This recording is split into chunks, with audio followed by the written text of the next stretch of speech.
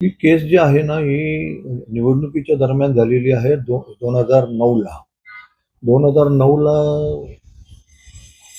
लोकसभेची निवडणूक होती. त्या निवडणुकीमध्ये राष्ट्रवादीचे उमेदवार म्हणून वसंत डावखरे होते आणि शिवसेनेचे उमेदवार आनंद परांजपे होते.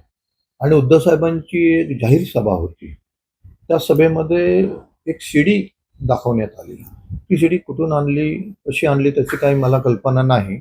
परंतु ती सीडी दाखवण्यात आली. त्या सीडीमध्ये आक्षेपार्ह असे वक्तव्य केलं होतं वसंत डावखरे साहेबांनी.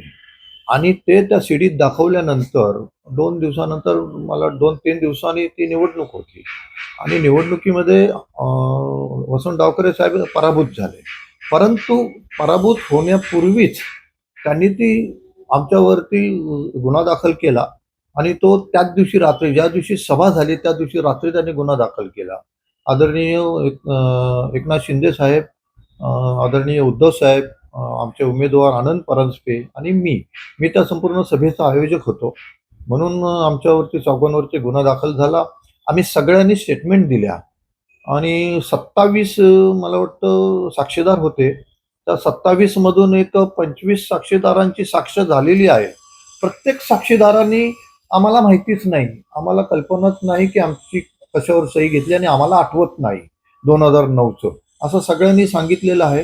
अंतिम टप्प्यामध्ये ही केस आहे आणि उद्धव साहेब आणि मला वाटतं बहुतेक एकनाथ शिंदे साहेब देखील 5 तारखेच्या या तारखेला येतील असा आमचा अंदाज आहे.